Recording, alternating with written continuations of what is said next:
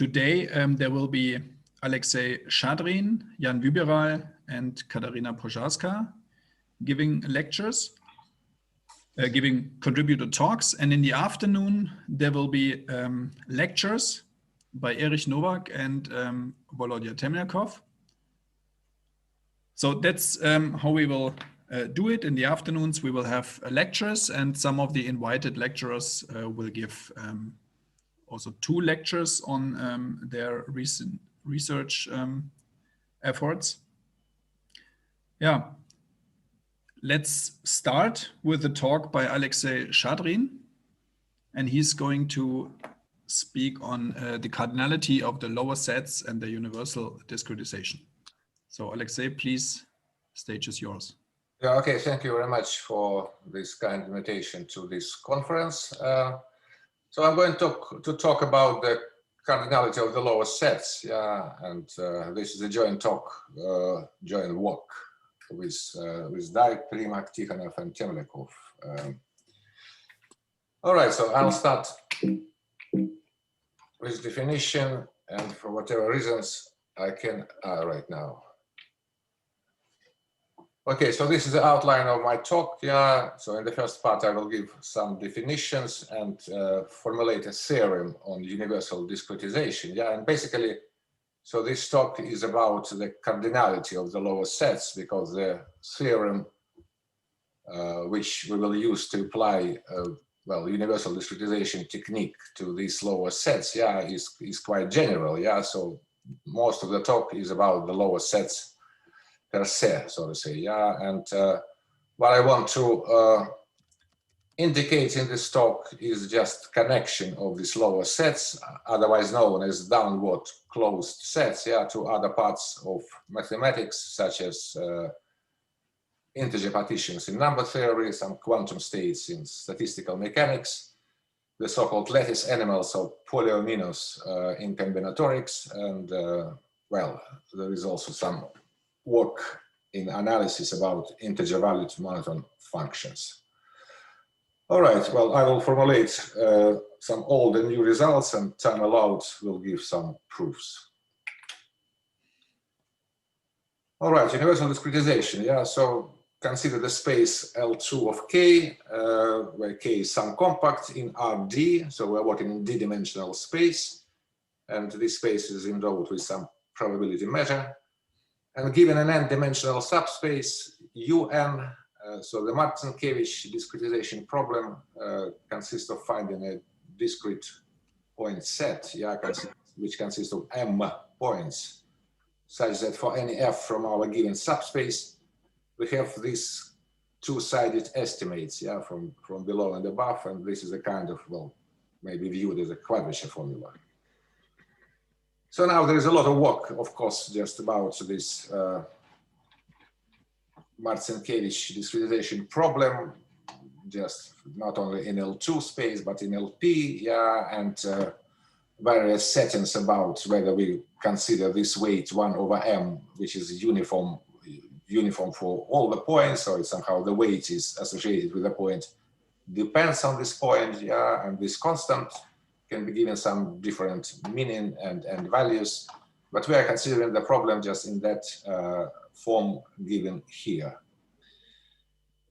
So now suppose that we are given the collection of n-dimensional subspaces, a collection, yeah, U and alpha is now from some set capital A, yeah, and we call this point set a universal discretization set. If we have this kind of relation just for any alpha from our set, yeah, so we have just set which works in that way, not just only for one subspace, but for a collection of subspace U and alpha, just uniformly in alpha. And the general theorem, theorem A, yeah, which was proved by Dirk, Primak, Temlyakov, and Tikhonov in 2018. It gives some condition on the subspaces U and alpha. So when this discretization is possible, yeah, and namely if each of these U and alpha is spanned by orthonormal system that satisfy the so-called condition E, there exists a constant such that the sum ui. So this is the elements of our basis, yeah. So ui alpha squared, so is bounded by bn, and this b is the same, the constant which is the same for all alpha, yeah. So if we have this condition, yeah, so then there exists a universal discretization set such that we have this relation, and of course the attention is given to how many points should we take, and so this m, so the number of points here, so is bounded by some absolute constant c times n, and then times log, and on the log we have n times ca, and ca is a cardinality of our set u and alpha, or in other words, cardinality of capital A, so where all these alphas are from this capital A. So that's the general theorem. So respectively, so if we would like to apply it, yeah, so then all we have to do is just to find out the cardinality of the collection of our subspaces U and alpha. Well, that's not all what we have to do, as we will see later. Yeah, so this bound from this theorem is not optimal. It's not the best that we can achieve. Yeah, but this is just a general way to prove this universal discretization, to prove a statement about the universal discretization set, about cardinality of this set. Okay, now let's move to the definition of which subspaces we're going to consider. So the lower sets, or otherwise known as downward closed sets, yeah, so lower sets Q in Rd is by definition the set of non-negative integer points k, such that, so if k, bold k, belongs to this Q, so then the point with the indices which is less than k just in every component, yeah. So then this point also belongs to this set Q. Yeah. I will give an illustration of these sets, yeah, for those who didn't work or didn't see these sets before. So we denote by beautiful L dn the set of all lower sets of size n, yeah, and by pd of n the cardinality of it, yeah. And these sets, they are used in multivariate approximation in Rd by algebraic and trigonometric polynomials, which belongs to the subspaces and dimensional subspaces, which are spanned by multinomials whose powers form a lower set. Yeah, so this k in the sense of multivariate approximation application. So this will somehow just illustrate so which harmonics, yeah, in trigonometric case, or which powers of multivariate polynomials we are considering, yeah. And so sometimes it's more convenient to consider positive lower sets. So here, because of the needs of approximation theory, we will need constant, yeah. So we're taking the powers just starting from 0, but it's more convenient to consider them starting from 1, yeah. So we're making just a shift of these lower sets, yeah, and then we have this definition. So a positive lower sets is a set of positive integers k, such that, again, so if the index k or the number, multivariate number k, belongs to this p, then the number integer with all the components less than this ki of this k still belongs to this set, yeah. And so we're considering the sets which contains endpoints, yeah. And in other words, from this definition, it follows, yeah, from this part, yeah, it follows that if the integer point k belongs to a positive lower set, then a hypercube hk also belongs to p, yeah. So thus any positive lower set is a union of some finite number of hypercubes in Md, and for this definition that this is a union of some finite number, so that was why this shift was considered. Let me show you. So that will be the illustration of the kind of the sets. Yeah. So this each cube will somehow just illustrate. I mean, associated with the harmonics of the power of polynomials which we are considering. Yeah. And you see that again. So this is the union of hypercubes. Yeah. So if this point, yeah, belongs to our set, then the hypercubes, yeah, which associated with this point, yeah. So all the points in this hypercube, so they will belong to our set. Yeah. So if we take this, say, vertex, yeah. So and again, so the hypercube just if it constructed, yeah. So all the points will be in our set. Yeah. So we can see that there is just some monotone decay just in every direction, in every axis. Yeah. So that's how these sets look like. So all right. So our goal is to find the cardinality of M of universal discretization set for trigonometric polynomials. So why we are restricted here to trigonometric polynomials? So recall that so the general theorem requires condition E, yeah, and this is what is satisfied for trigonometric polynomials.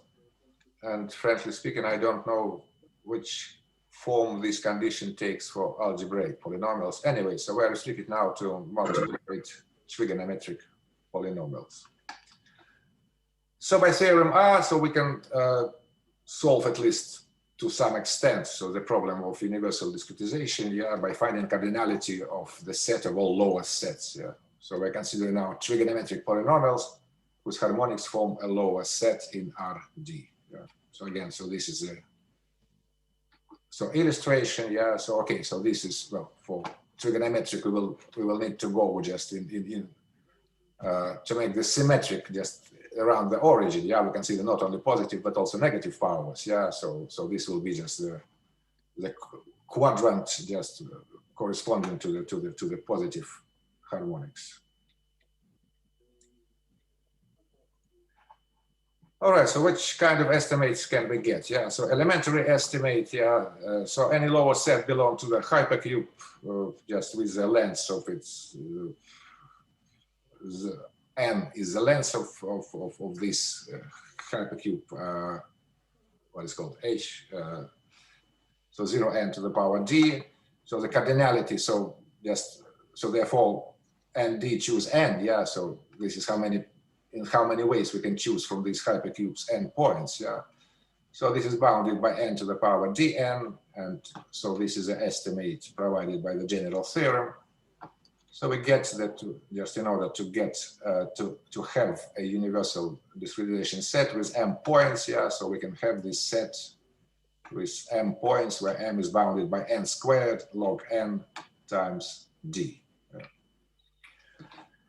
We can do a bit better, and a lower estimate belong to the hyperbolic cross, yeah. So this is the hyperbolic cross definition, yeah. So the product, just along all axes, is bounded by n, yeah.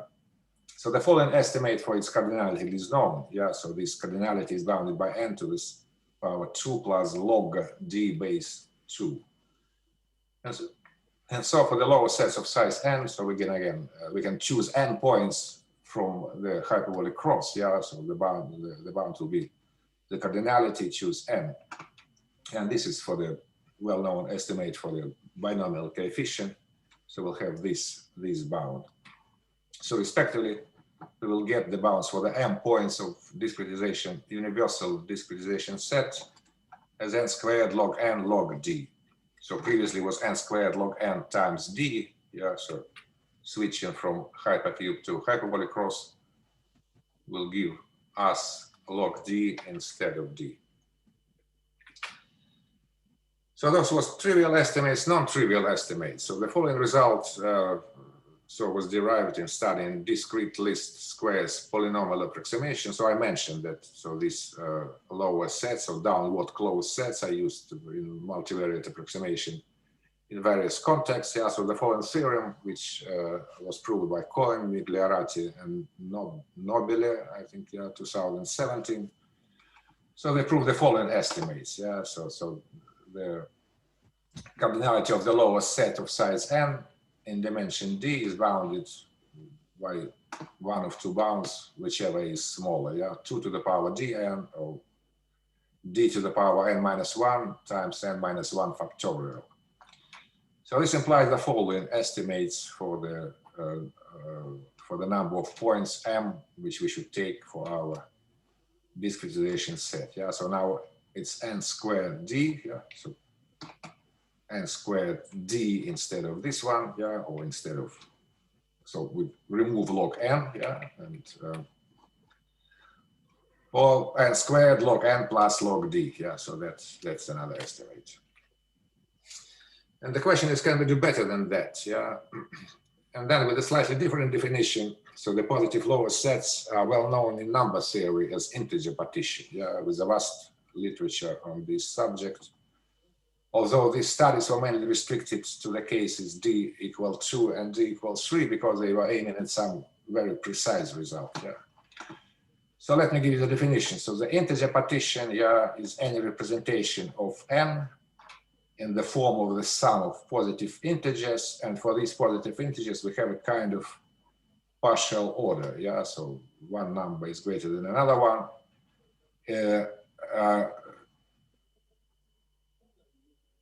So if index satisfy two indices k and k prime, they satisfy this condition, yeah, for all components, then the corresponding number will be in partition will be greater than nk prime, will be greater than nk.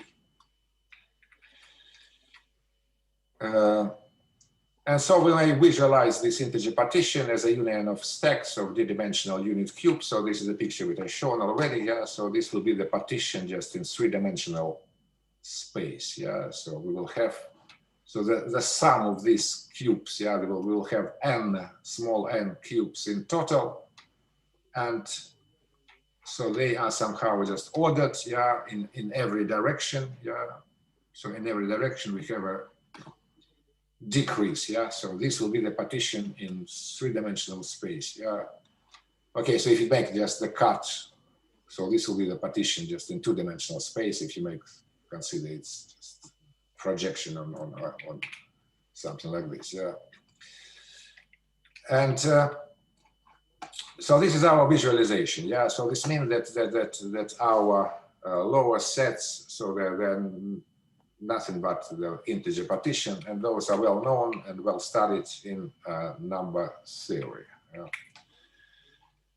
And also, besides number theory, they also appeared quite surprisingly in statistical mechanics and also in studying the so-called lattice animals, which are polyaminosis. Well, polyaminosis is I didn't have illustration. Yeah, it's like, I don't know, those who play Tetris. Yeah, Tetris will be just in two-dimensional space. It will be just consist of 4 squares. Yeah, so, and polyaminosis are just generalization for the multivariate space. Yeah, where the number of the cubes, hypercubes, will be, well, not 4, but I don't know, 10, 100, and so on.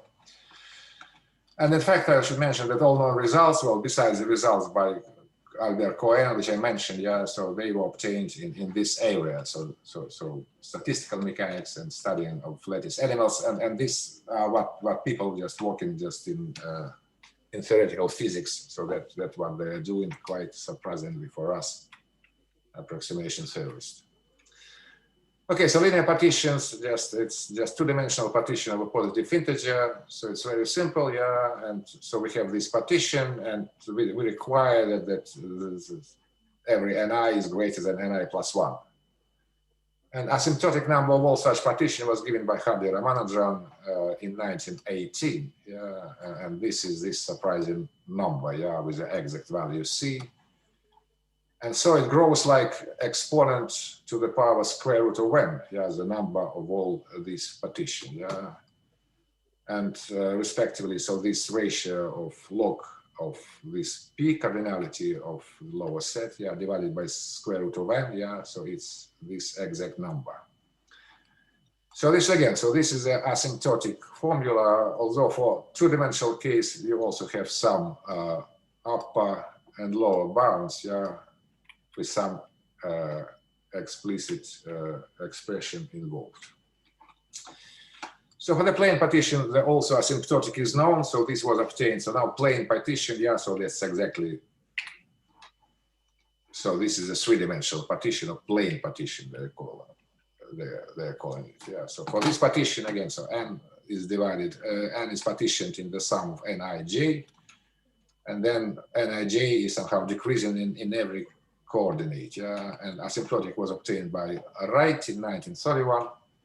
So here is expression again. You can notice that it's like exponent now n to the power 2/3. Yeah, and the following numerical value of this ratio. Yeah.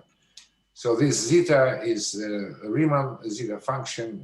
Well, that's the sum of 1 over n to the power 3 in that case. Yeah, in the previous case it's not there, but it was 1 over the sum of 1 over n's, 1 over k squared, and so on. Yeah. So finally, solid partition or in the four-dimensional space were also studied, and in that case, a kind of formula was suggested by Mahon in around the end of the 19th century. And the formula which somehow just allows to obtain the similar expression. Yeah, but it was shown that it's not true. Yeah, so from this formula, it would follow that, so this ratio of PD, which grows like n1 minus 1 over d, will have some nice expression, but it's simply not true. Yeah, for large d, that cannot be true. And for d equal, even for d equal 4, this is true for d. Okay, so this is true for d equal 2 and d equal 3. Yeah. But for d equal 4, it was shown that it's somehow not true. And it's easy to show that for large d, this cannot be true.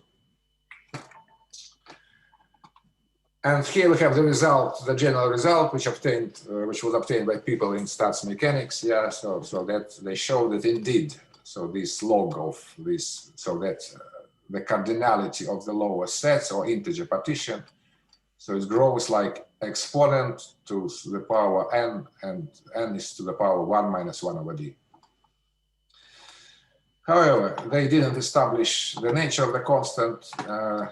And the nature of this depends on d. They didn't mention, because they are kind of physicists, they were just very, how I can say, very careless just about the constant and all this stuff. Yeah, so it's very interesting to read their papers and the way, the simple and easy way how they manipulate with the, what we call rigorous arguments and this kind of stuff. Yeah, but still the result is true, so it's a good result.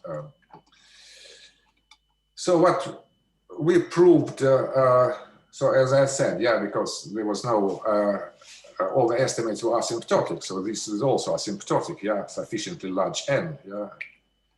So what we were trying to achieve, we were trying to get result with explicit constants and explicit relation between d and n.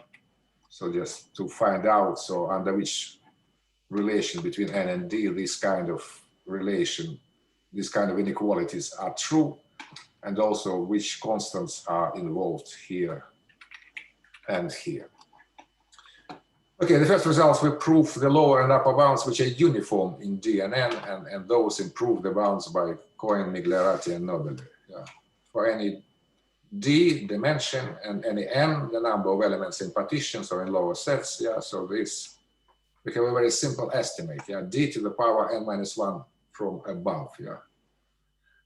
So D to the power N. Yeah, so the right behavior is some constant to the power n, and n is 1 minus 1 over d. Yeah, so that's a bit of exaggeration. Yeah, but well, with respect to n, yeah, when n large, yeah, so it should be smaller than that. But with respect to d, yeah, so the lower bounds show that this is the right order. Yeah, when d is large relative to n, so then this constant, this cardinality grows like d to the power n.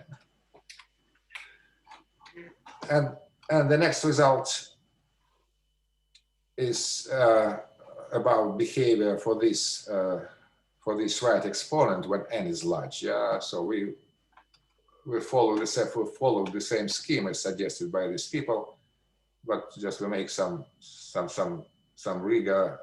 rigorous and careful consideration. Yeah.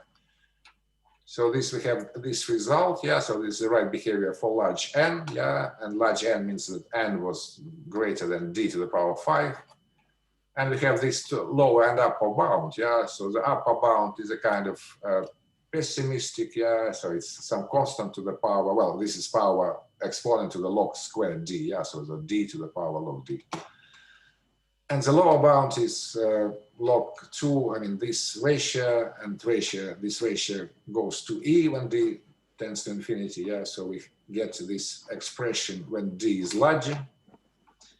And this is greater than value alpha 4. So this is alpha d, yeah. So this ratio, which was proved here.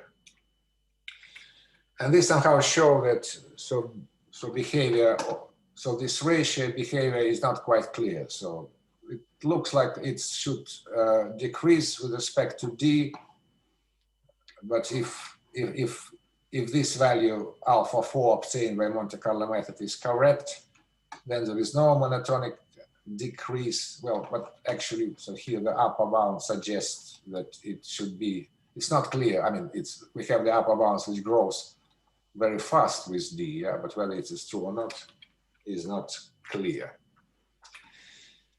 All right, so there is not much time for proofs, yeah. So I will produce the upper bounds so in this estimate, yeah, because it's a very simple one. And just let me remind you that what Albert Cohen with his co-author proved, he proved that 2 to the power dn, 2 to the power dn, or dn minus 1 with n minus 1 factorial, yeah. So what we did, we removed this factorial here, yeah. Or here we substitute 2 to the d by d, yeah. So that's the kind of improvement upon the estimates of Albert Cohen with co-authors, yeah. All right, so let's make this proof. So the proof is by induction on d, and then for d equal 2, we just partition n as follows, yeah. So we write n as the sum of n ones, and then we form a partition of n in k sums, yeah. We simply just split it into k subsums, yeah. So in putting some splits just in k minus 1 places, yeah. So this is our partition, yeah. And for each k, we have n minus 1, choose k minus 1 places where to put the split in. So the total number of partitions will be the sum of all these binomial coefficients, yeah. And this is just 2 to the power n minus 1. Very simple. And then by induction, we just move into the higher dimension. So we take the d plus 1 dimensional partition and we cut it just along the hyperplanes, yeah, perpendicular to the x1 axis, say, yeah. And then again, so the same arguments. We have k minus 1 such cuts, yeah, and then each d-dimensional part contains ni points. And so the total number of partition would be just, so this is the d-dimensional cuts, yeah, so the same reasoning as before. So we can put this n minus 1, choose k minus 1 cuts along the hyperplanes, yeah. So then by induction, so this number is bounded by that one, and so we just make this summation, and then we are getting this result. All right, yeah. So so the lower bounds. Okay, maybe just a few words about lower bounds. Yeah. So there's a simple lemma, which is kind of mathematical Olympiad problem for school children, in how many ways we can distribute m balls between d ordered boxes. So then this number is given by this binomial coefficient. And this gives us the estimate for the lower bound, yeah, in this form, yeah. So namely, we obtain the lower bound by considering the cardinality of the subset of the lower sets, where we just move all points along the coordinate axis, yeah. So this means that we put the first point at the origin and then remaining n minus 1 points along the axis, yeah. So this is the formula. So here we change, because it's symmetric with respect to m and d, we change d minus 1 plus n minus 1, choose d minus 1, which is the same as choose d n minus 1, and then this number is greater than d to the power n minus 1 divided by n minus 1 factorial. So this was about this upper and lower bound. Yeah. All right. So now just we are moving to the very end. Yeah. And so so the theorem which we proved and which we considered that for any n there is a universal discretization set with m points, and such that for any trigonometric polynomial in d-dimensional space with harmonics forming the lower sets of size n, we have this universal discretization estimate, and the cardinality m of this point set psi, yeah, this satisfies the upper bounds below, yeah. So this was the first upper bound by Albert Cohen and other people, yeah. So this gives us this bound, or m is n squared d, yeah. It was the second bound, upper bound by Cohen and others, yeah. This gives us n squared log n plus log d. So that's what we get, d to the power, well, it should be d to the power n minus 1. And then that gives us n squared log d. And the last one, where the right behavior of this value of this cardinality of the lower set with respect to n when n is large, which is 1 minus 1 over d. So we somehow managed to have, instead of n squared, n to the power 2 minus 1 over d. But the price of it is that instead of log d, we get just very large constant which depends on d. Yeah, so we didn't make I didn't have now just an analysis, I mean, which bound should be used when, just depending on which relation between n and d. Yeah, but those are estimates of the universal discretization set with respect to the trigonometric polynomials. Okay, final remarks is that finding cardinality of the lower sets, or equivalently the number of integer partition, is an interesting problem on its own right, and several questions still remain open. Again, I remind you that it was considered by number theorists with monographs, just with very just huge number of papers to many aspects of these sets, yeah, of these partitions, yeah.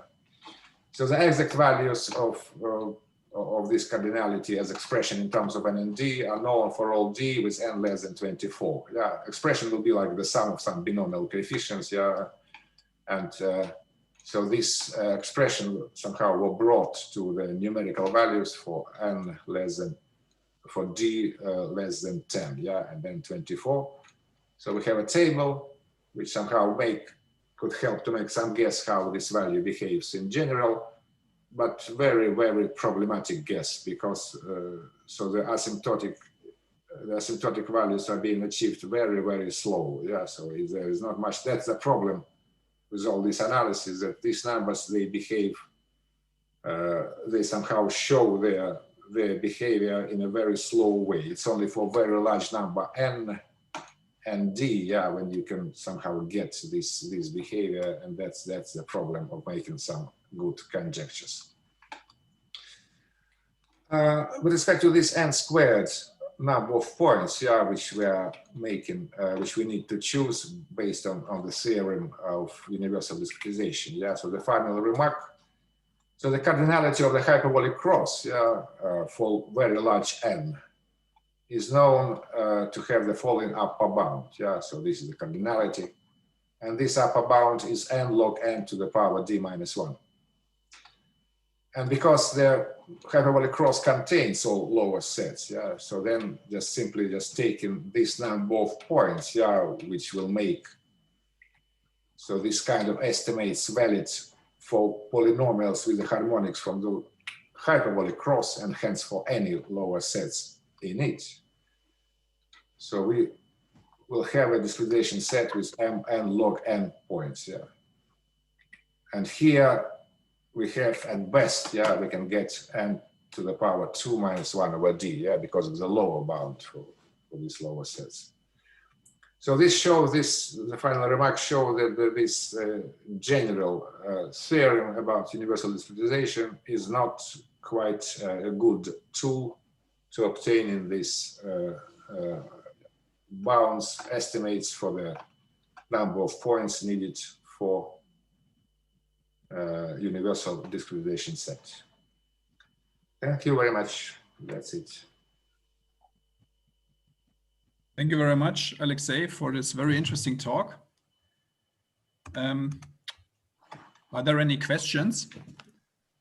I suggest that you simply start speaking, since usually there are not many questions at the same time, from my experience. So just speak up if you have a question.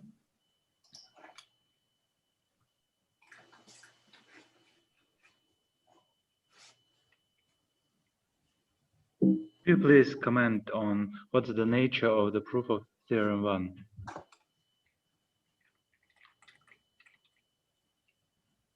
Just a moment. Theorem A. Yeah, the nature, well, one can say that the nature is probabilistic, yeah, but it's not quite true. I mean, the universal discretization set just exists in the very, I mean, it exists. It's not that it's exists almost. I mean, it's almost nothing like almost surely or with a high probability. It's really exists, yeah. But well, but because the proof is based on the probabilistic approach, yeah. So then it's not deterministic, yeah. So we cannot specify this set. The main tool is. So this was just a moment.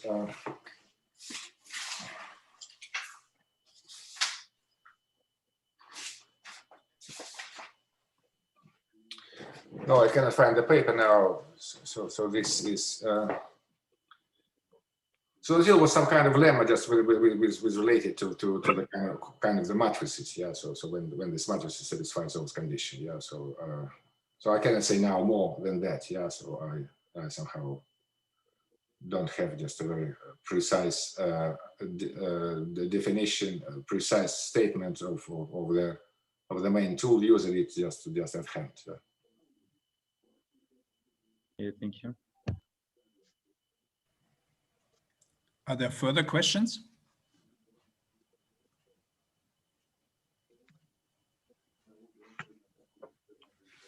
Maybe I have a comment. Alexei, there is a lot of work by the group around Mark Ivan, where they also did lower sets and cardinality and recovering these things. Did you take a look to their papers? Probably not. Again, what is the name? The guy is talking tomorrow. All right. Okay. Is it tomorrow? Yeah, I think it's tomorrow. No, it's on Wednesday. On Wednesday afternoon, the guy Mark Ivan from, where is he from actually? Lutz, can you help me? From Michigan. Michigan State, right? Okay. And Lutz, you agree, right? There is this guy, Craig Cross, one of his students, and others, which also did work in this direction. Okay, thank you very much. Yeah, well, as I said, yeah, so we found but this number theoretic thing is probably, so I've seen this for the first time. So this is actually, I think they did not use, but I'm not sure. Maybe you take a look and ask the guy. Yeah, I will look. Yeah, and I said, yeah. So I mean, thank you. I will look definitely for it. Yeah, and as I said, so this connection with number theory and statistical mechanics, it was very surprising just for us. Yeah, and it was also very surprising for us that although lower sets just appeared in a number of approximation theory papers, there was no well, results or comments about this relation. Yeah, and actually the result of Albert Cohen, which I cited, yeah.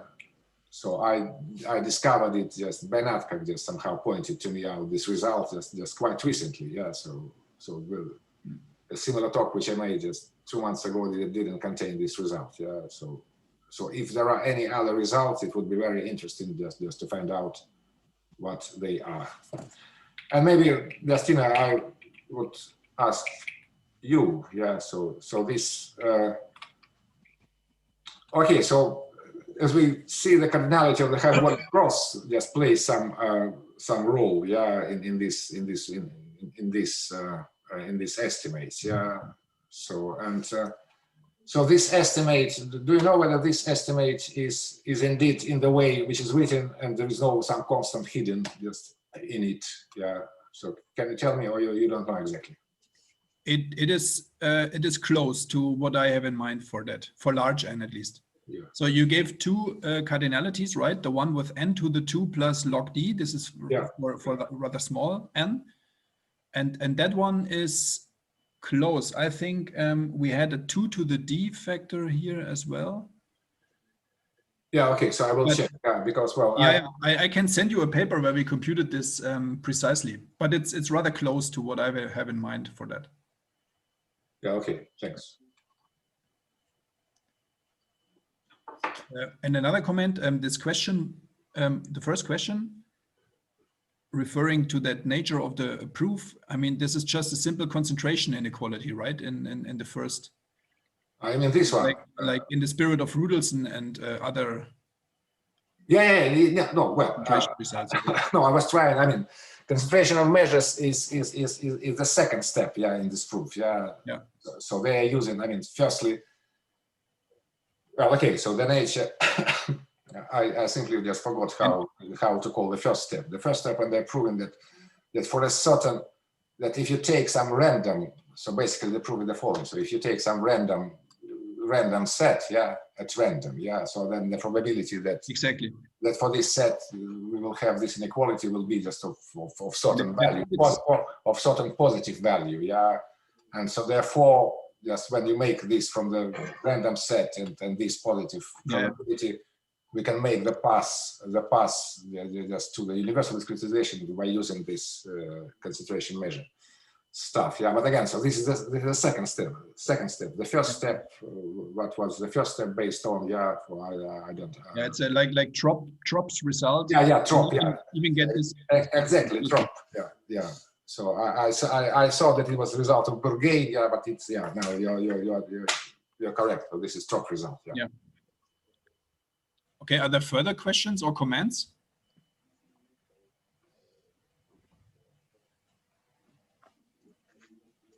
I think we should now go to the second speaker. Time is already running. So thank you again, Alexei. So our next speaker will be